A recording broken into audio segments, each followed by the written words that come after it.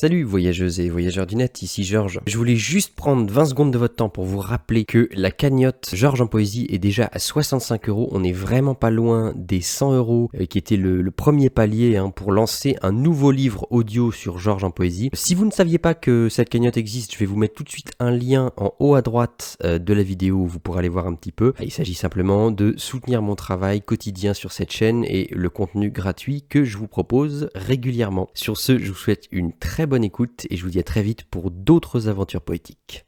Salut. C'est sur la justice que tu te méprends, lui dit l'abbé, et il est dit de cette erreur dans les écrits qui précèdent la loi. Une sentinelle se tient postée devant la loi. Un homme vient un jour la trouver et lui demande la permission de pénétrer. Mais la sentinelle lui dit qu'elle ne peut pas le laisser entrer en ce moment. L'homme réfléchit et demande alors s'il pourra entrer plus tard. « C'est possible, » dit la sentinelle, « mais pas maintenant. » Elle s'efface devant la porte, ouverte comme toujours, et l'homme se penche pour regarder à l'intérieur.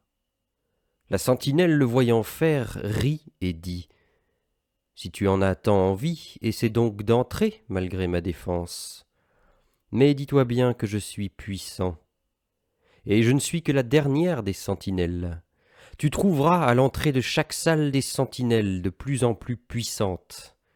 Dès la troisième, même moi, je ne peux plus supporter leur vue. » L'homme ne s'était pas attendu à de telles difficultés. Il avait pensé que la loi devait être accessible à tout le monde et en tout temps. Mais maintenant, en observant mieux la sentinelle, son manteau de fourrure, son grand nez pointu, et sa longue barbe rare et noire à la tartare, il se décide à attendre quand même jusqu'à ce qu'on lui permette d'entrer. La sentinelle lui donne un escabeau et le fait asseoir à côté de la porte. Il reste là de longues années. Il multiplie les tentatives pour qu'on lui permette d'entrer et fatigue la sentinelle de ses prières. La sentinelle lui fait subir parfois de petits interrogatoires, l'interroge sur son village et sur beaucoup d'autres sujets, mais ce ne sont que des questions indifférentes, comme les posent les grands seigneurs, et pour finir, elle dit toujours qu'elle ne peut pas le laisser entrer. L'homme, qui s'est abondamment pourvu pour son voyage de toutes sortes de provisions, emploie tout, si précieux que ce soit, pour soudoyer la sentinelle. Et elle prend tout, mais en disant « Je n'accepte que pour que tu ne puisses pas penser que tu as négligé quelque chose. » Pendant ces longues années d'attente, l'homme ne cesse presque jamais d'observer la sentinelle. Il en oublie les autres gardiens. Il lui semble que le premier est le seul qui l'empêche d'entrer dans la loi. Et il maudit bruyamment la cruauté du hasard pendant les premières années. Plus tard, en devenant vieux, il ne fait plus que grommeler. Il retombe en enfance, et comme, au cours de ces longues années où il a étudié la sentinelle, il a fini par connaître jusqu'aux puces de son col de fourrure, il prie les puces elles-mêmes de l'aider à fléchir le gardien. Finalement, sa vue s'affaiblit, et il ne sait si la nuit se fait vraiment autour de lui, ou s'il est trompé par ses yeux. Mais maintenant il discerne dans l'ombre l'éclat d'une lumière qui brille à travers les portes de la loi.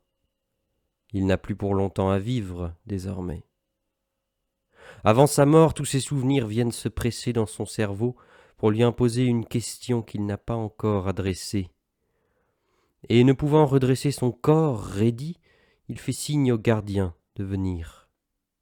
Le gardien se voit obligé de se pencher très bas sur lui, car la différence de leur taille s'est extrêmement modifiée. « Que veux-tu donc encore savoir ?» demande-t-il. « Tu es insatiable. » « Si tout le monde cherche à connaître la loi, dit l'homme, comment se fait-il que depuis si longtemps personne que moi ne t'ait demandé d'entrer ?» Le gardien voit que l'homme est sur sa faim, et pour atteindre son tympan mort, il lui rugit à l'oreille. « Personne que toi n'avait le droit d'entrer ici, car cette entrée n'était faite que pour toi. Maintenant, je pars et je ferme. »